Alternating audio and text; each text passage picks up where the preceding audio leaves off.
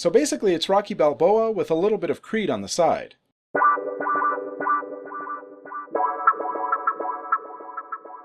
Hi everyone, my name is Chris and welcome to Tread Talks, where I walk on this treadmill to stay in shape while making videos for you fine people.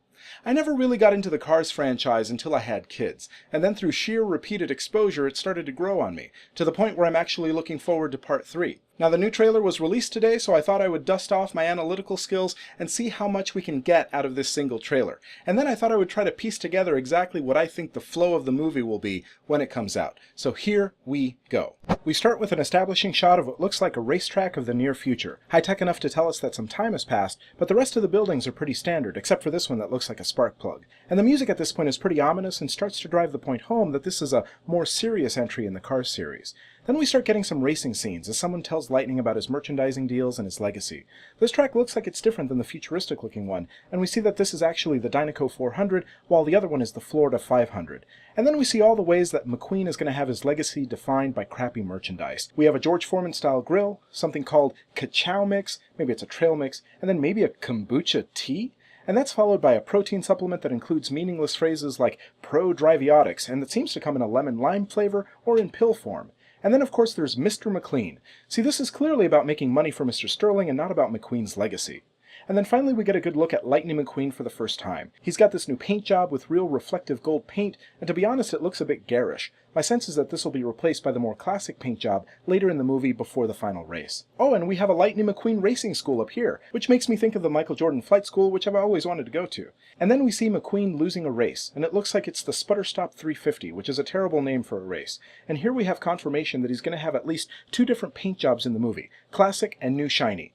And when Lightning asks Mr. Sterling what all this conversation is about, we see the answer in our first shot of Jackson Storm, in what appears to be a nighttime race. And then the subsequent shots and voiceover let us know a few things. Mr. Sterling says, "Every time you lose," which means that Lightning has lost multiple races at this point. And we see that the crash happens at this nighttime race. And we see that Lightning still has his classic paint job in that accident. And finally we see the crazy crash and the ominous declaration that Lightning's racing days are coming to an end. So I'm thinking that Rust-eze is now planning for Lightning's retirement since he's lost a few races and now has had a terrible accident. They've given him a new paint job as part of the repair, but really it's time to think about the transition away from racing. And then we finally get into the meat of the trailer, and in the aftermath of the wreck we see that Mater, Sally, Luigi, and Guido are all there. And with Sally being there, it may mean that this was an important race, since she's not always there in person and hasn't been a part of the pit crew. And then we have Lightning in a shed, with Sally checking in on him. It's hard to tell when in the movie this happens because we can't really see the paint job, but we can at least tell that he's in Doc Hudson's old shed, which leads me to think that this happens as McQueen is trying to cope after the accident, just like Doc had to so long ago. This is followed by McQueen with the new paint job coming to the Thomasville Speedway, a new location that'll show up in other parts of the trailer, and my sense is that this is where he goes to complete his training later in the movie. And then we have Fillmore talking to Sarge, saying that it's futile to resist change. And this is a bit of speculation, but since these characters often play the part of the chorus, it would make sense to me that they're watching footage of Jackson Storm or talking about him, and as part of establishing his character, Sarge expresses disgust at all the new technology he uses, and then Fillmore says that it's futile to resist change. And then we have a scene with Mater talking to Lightning, and it seems that Lightning is in his trailer while Mater is back home. This probably can give lots of people out there some hope that Mater won't play too big a part in the movie. We also see that it's the new paint job, so that tells us this probably comes after the big crash. Then we get our first really good look at the Rust-eze Racing Center, and man, it looks like Lightning's success has really benefited them. We see Cruz Ramirez for the first time, and it looks like she'll be training McQueen, which is different than what I first thought when I saw the trailer, because I thought it would be the other way around. And given the new paint job, this makes me think that after the big crash, they repair him and send him here for rehabilitation, which is to Rust-eze's credit, since it's a lot better than what happened to Doc Hudson.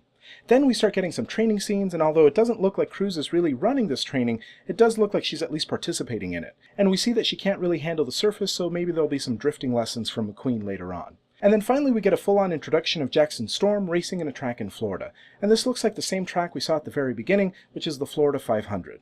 And then when Lightning comes out of the trailer, it looks like he's in that futuristic Florida stadium, and he's got the classic paint job, so this probably comes at the end of the movie, but before the big race. And that means that the next clip, where he's watching footage, actually comes from a different point in the movie altogether. And now the scenes start to speed up, and it looks like Lightning is going further into what looks like the Thomasville Speedway. And then we see a scene that didn't quite make sense to me until the third or fourth time watching. We have this demolition derby style event, and we see Cruz huddling in fear, and McQueen covered in mud. And then later in the trailer, Cruz says that McQueen used to be fearless, and that she wishes she knew what that felt like. So my sense is that this demolition derby scene serves two purposes. On the one hand, it looks like McQueen is going to use it to overcome a fear of getting damaged again, and ultimately a fear of failure. You have that scene at the end where it looks like he's all messed up at the end of the derby. The lesson will probably be that, hey, you're still standing, you don't need to be afraid. And then second, it'll be exposure to Cruz to the type of situation she generally avoids, helping her to overcome her own fear.